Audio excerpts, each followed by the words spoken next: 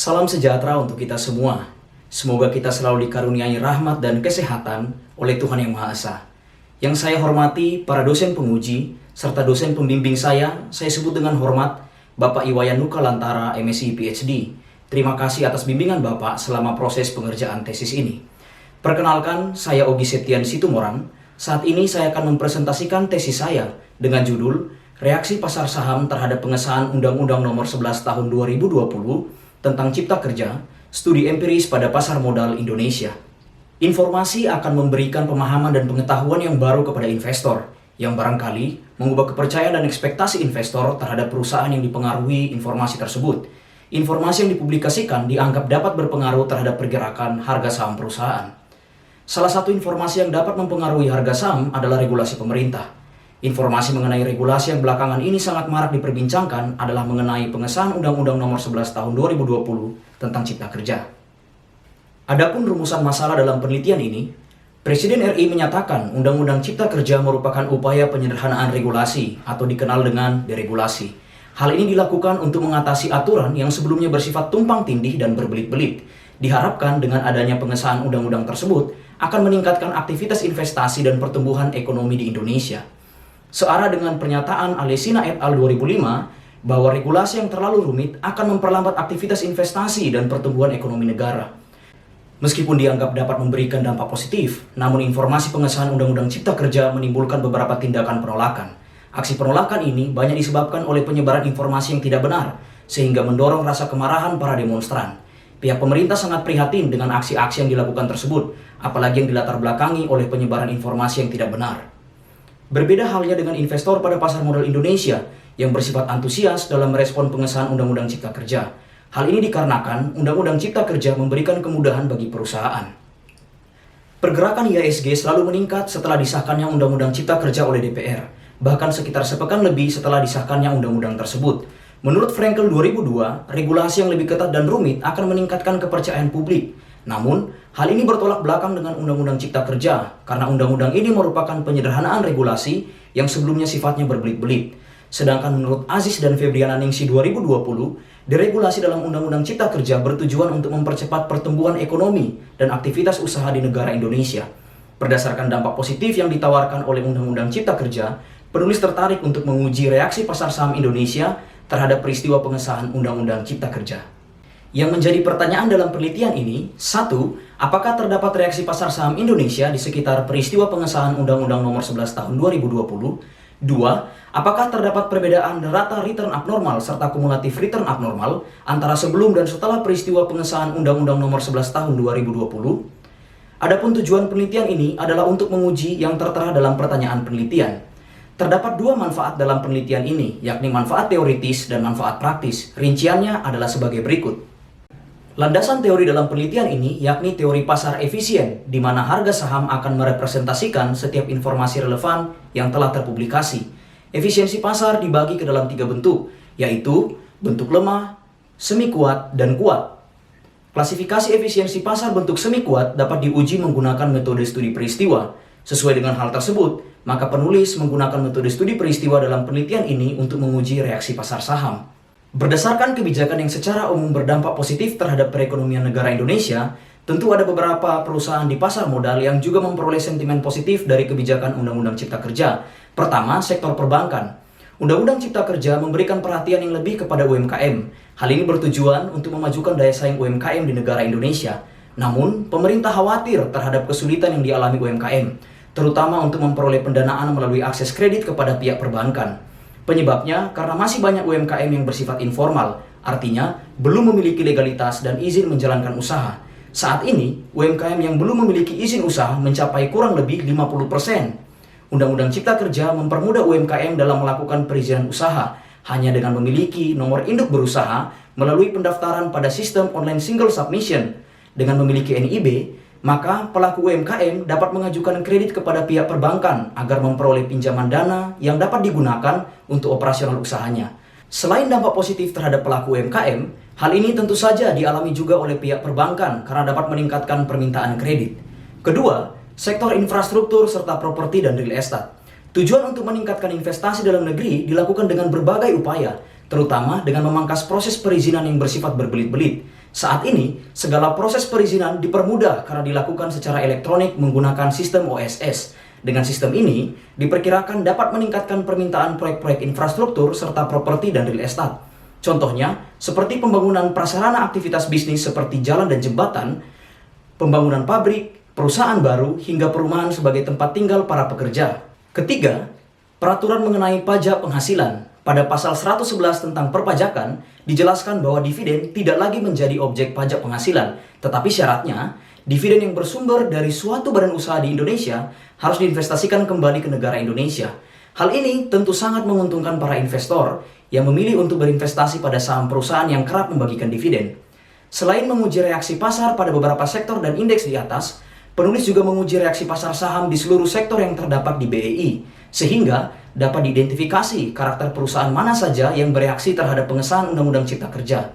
Berdasarkan penjelasan di atas, maka dihipotesiskan bahwa terdapat reaksi positif pasar saham di sekitar peristiwa pengesahan Undang-Undang Nomor 11 Tahun 2020. Selain itu, penulis menguji perbedaan rata return abnormal serta kumulatif return abnormal antara sebelum dan setelah peristiwa pengesahan Undang-Undang Cipta Kerja. Kerangka dalam penelitian ini adalah sebagai berikut. Pengambilan sampel menggunakan metode purposive sampling. Khusus perusahaan-perusahaan sektoral, kriteria yang digunakan adalah saham perusahaan aktif diperdagangkan 3 bulan sebelum peristiwa pengesahan Undang-Undang Cipta Kerja oleh DPR tanggal 5 Oktober 2020. Hal ini dikarenakan tidak semua saham perusahaan pada suatu sektor aktif diperdagangkan atau harga sahamnya konstan. Sampel yang digunakan pada setiap sektor adalah 25% saham perusahaan yang paling aktif diperdagangkan dari total perusahaan dalam sektor tersebut. Selain itu, penulis juga menggunakan proksi perusahaan-perusahaan yang terdapat pada indeks IDX High Div 20 dan Infobank 15. Kriteria berikutnya adalah perusahaan tidak melakukan aksi korporasi di sekitar jendela peristiwa yang dapat mengganggu pengujian reaksi pasar. Berdasarkan kriteria sampel yang telah ditentukan, maka total sampel yang digunakan dalam penelitian ini berjumlah 669 sampel dengan rincian 224 sampel pada peristiwa 1, 222 sampel pada peristiwa 2, kemudian 223 sampel pada peristiwa 3. Instrumen dalam penelitian ini adalah sebagai berikut. Peristiwa terkait regulasi biasanya melibatkan beberapa rangkaian pengumuman, sehingga pada penelitian ini akan digunakan 3 jendela peristiwa, yaitu saat penyerahan surat presiden dan rancangan Undang-Undang Cipta Kerja oleh pemerintah kepada DPR tanggal 12 Februari 2020. Kemudian saat DPR mengesahkan Undang-Undang Cipta Kerja pada sidang paripurna tanggal 5 Oktober 2020. Lalu saat resmi diundangkan dan berlaku sejak ditandatangani oleh Presiden RI tanggal 2 November 2020. Mengacu pada penelitian mengenai peristiwa politik yang pernah dilakukan di Indonesia oleh Surya Wijaya dan Setiawan tahun 1998, maka jendela peristiwa yang digunakan dalam penelitian ini adalah 21 hari di sekitar peristiwa. Tahapan analisis data dalam penelitian ini adalah sebagai berikut. Uji normalitas menggunakan Shapiro-Wilk. Pada pengujian hipotesis 1, jika data berdistribusi normal, maka pengujiannya menggunakan metode one sample t-test. Namun, jika data tidak berdistribusi normal, maka pengujiannya menggunakan Wilcoxon Sign Rank Test. Menghitung rata return abnormal serta kumulatif return abnormal saat sebelum dan setelah peristiwa. Setelah itu, melakukan uji normalitas rata return abnormal serta kumulatif return abnormal saat sebelum dan setelah peristiwa pada setiap sampel. Pada pengujian hipotesis 2, jika data rata return abnormal serta kumulatif return abnormal saat sebelum dan setelah peristiwa berdistribusi normal, maka pengujiannya menggunakan metode paired sample t-test. Namun, jika salah satu data tidak berdistribusi normal, maka pengujiannya menggunakan Wilcoxon Sign Rank Test. Pada peristiwa 1, terdapat beberapa sektor dan indeks yang memiliki reaksi pasar saham yang positif signifikan di sekitar peristiwa, yaitu sebagai berikut. Reaksi pasar saham yang paling dominan positif signifikan hanya terdapat pada indeks Infobank 15 yang terjadi agak lambat selama 2 hari, yaitu pada T3 dan T6. Dengan adanya kebijakan pada Undang-Undang Cipta Kerja, secara tidak langsung dapat berdampak positif pada perusahaan-perusahaan perbankan. Dampak positif tersebut diperkirakan terjadi karena adanya peningkatan permintaan kredit oleh pihak UMKM untuk mengakses modal usaha. Namun, terdapat pula reaksi pasar saham yang lebih dominan negatif signifikan di sekitar peristiwa yang terjadi pada sektor dan indeks berikut. Dapat diamati bahwa tidak ada satupun kebijakan yang dapat merugikan perusahaan. Adanya reaksi pasar saham yang negatif ini diperkirakan terjadi karena adanya beberapa aksi unjuk rasa yang dilatar belakangi oleh sikap kontra yang dilakukan oleh para buruh dan aktivis yang hendak menuntut beberapa hal terkait pembentukan Undang-Undang Cipta Kerja. Aksi tersebut dapat mengganggu stabilitas politik suatu negara. Peristiwa yang diindikasikan dapat mengganggu stabilitas politik suatu negara dapat menyebabkan reaksi pasar yang negatif. Berdasarkan hasil pengujian hipotesis 2, terdapat beberapa sektor dan indeks yang memiliki perbedaan rata return abnormal (AAR) serta kumulatif return abnormal (CAR) antara sebelum dan setelah peristiwa. Hal tersebut terjadi pada sektor dan indeks berikut. Hampir semuanya mengalami penurunan nilai AAR serta CAR setelah peristiwa. Hanya indeks IDX High-Div 20 yang mengalami peningkatan nilai AAR serta CAR setelah peristiwa. Pada peristiwa 2, terdapat beberapa sektor dan indeks yang memiliki reaksi pasar saham yang positif signifikan di sekitar peristiwa, yaitu sebagai berikut.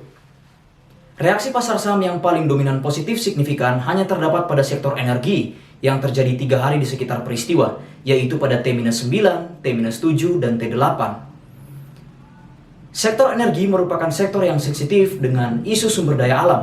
Dengan adanya kebijakan Undang-Undang Cipta Kerja, sektor energi dapat lebih mudah dalam melakukan pengurusan izin usaha, sehingga mempermudah sektor ini dalam melakukan investasi dalam bentuk real. Ada pula insentif yang diberikan kepada perusahaan tambang batubara yang melakukan peningkatan nilai tambah komoditas batubara, sehingga dapat memperoleh royalti hingga 0% terhadap kewajiban penerimaan negara. Namun, terdapat pula reaksi pasar saham yang lebih dominan negatif signifikan di sekitar peristiwa yang terjadi pada sektor dan indeks berikut. Reaksi yang negatif tersebut diperkirakan terjadi karena keraguan para investor tentang Undang-Undang Cipta Kerja. Keraguan tersebut berawal dari kesalahpahaman mengenai kebijakan yang ditawarkan pada Undang-Undang Cipta Kerja. Kesalahpahaman tersebut terjadi akibat beberapa informasi tidak benar yang beredar. Contohnya seperti regulasi Undang-Undang Cipta Kerja yang melemahkan kelestarian lingkungan hingga dapat mengancam hak buruh. Beredarnya beberapa informasi tidak benar tersebut memicu amarah dan sikap pertentangan para demonstran. Menurut pengamat ketenagakerjaan Profesor Tajudin Effendi, hal ini disebabkan karena sosialisasi yang kurang maksimal oleh pihak pemerintah mengenai kebijakan yang ditawarkan pada undang-undang tersebut, sehingga terjadilah kesalahpahaman yang dipersepsikan oleh beberapa pihak. Aksi unjuk rasa inilah yang dapat memperkeruh suasana dan mengganggu stabilitas politik suatu negara. Karena adanya aksi unjuk rasa inilah, investor memiliki keraguan terhadap pengesahan Undang-Undang Cipta Kerja tersebut. Berdasarkan hasil pengujian hipotesis 2, terdapat beberapa sektor dan indeks yang memiliki perbedaan rata return abnormal (AAR) serta kumulatif return abnormal (CAR) antara sebelum dan setelah peristiwa. Di mana sektor kesehatan dan perindustrian mengalami penurunan nilai AAR serta CAR setelah peristiwa, tetapi sektor keuangan dan indeks Infobank 15 mengalami peningkatan nilai AAR serta CAR setelah peristiwa. Pada peristiwa 3, terdapat beberapa sektor dan indeks yang memiliki reaksi pasar saham yang positif signifikan di sekitar peristiwa, yaitu sebagai berikut. Reaksi pasar saham yang paling dominan positif signifikan hanya terdapat pada indeks Infobank 15, yang terjadi agak lambat selama 2 hari, yaitu pada T6 dan T9. Dengan adanya kebijakan pada Undang-Undang Cipta Kerja, secara tidak langsung dapat berdampak positif pada perusahaan-perusahaan perbankan, karena dapat meningkatkan permintaan kredit oleh pihak UMKM untuk mengakses modal usaha. Namun, terdapat pula reaksi pasar saham yang lebih dominan negatif signifikan di sekitar peristiwa yang terjadi pada sektor dan indeks berikut. Berdasarkan kebijakan dalam Undang-Undang Cipta Kerja, dapat diamati bahwa tidak ada satupun kebijakan yang dapat merugikan perusahaan. Malah justru membantu bidang usaha di negara Indonesia agar semakin mendorong peningkatan aktivitas investasi dalam negeri, sehingga terwujudnya pertumbuhan ekonomi negara oleh adanya kemudahan-kemudahan berusaha. Berdasarkan penjelasan pada peristiwa 1 dan 2, mengenai penyebab terjadinya reaksi negatif yang signifikan di sekitar peristiwa, dapat disimpulkan bahwa reaksi pasar saham yang negatif ini disebabkan karena keraguan para investor mengenai Undang-Undang Cipta Kerja. Berdasarkan hasil pengujian hipotesis 2, terdapat beberapa sektor yang memiliki perbedaan rata return abnormal (AAR) serta kumulatif return abnormal (CAR) antara sebelum dan setelah peristiwa, di mana sektor properti dan real estate mengalami penurunan nilai AAR serta CAR setelah peristiwa, tetapi sektor infrastruktur mengalami peningkatan nilai AAR serta CAR setelah peristiwa. Berdasarkan hasil pengujian pada ketiga peristiwa, penulis menemukan beberapa hasil yang mendukung hipotesis, namun ada pula yang bertentangan dengan hipotesis. Hasil yang mendukung hipotesis terjadi pada sektor energi dan indeks Infobank 15. Reaksi pasar saham yang positif terhadap sektor energi terjadi di sekitar peristiwa 2. Sedangkan reaksi positif pada indeks Infobank 15 terjadi di sekitar peristiwa 1 dan peristiwa 3.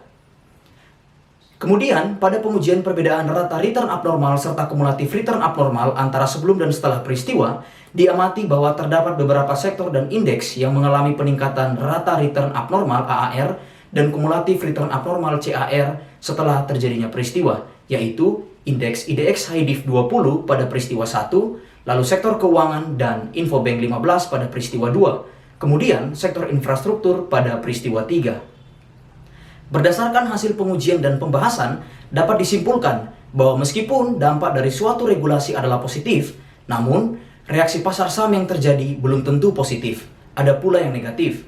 Hal ini disebabkan oleh berbagai pertimbangan dan evaluasi para pelaku pasar berdasarkan informasi yang diterimanya. Keterbatasan dan saran. Penulis menggunakan market adjusted model untuk mengestimasi return ekspektasian suatu saham perusahaan. Untuk penelitian selanjutnya, sebaiknya menggunakan model yang lain juga untuk mengestimasi return ekspektasian suatu perusahaan.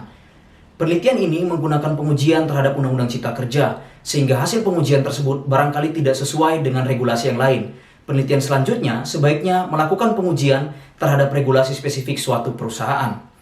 Penelitian ini menggunakan proxy sampel yang jumlahnya relatif terbatas, yakni 25% saham perusahaan pada setiap sektor. Penelitian selanjutnya diharapkan menggunakan proxy sampel yang jumlahnya lebih besar agar peneliti dapat menguji reaksi pasar saham secara menyeluruh. Sekian presentasi tesis saya. Saya mohon maaf jika ada kesalahan dalam presentasi ini. Atas perhatiannya saya ucapkan terima kasih. Salam sehat selalu.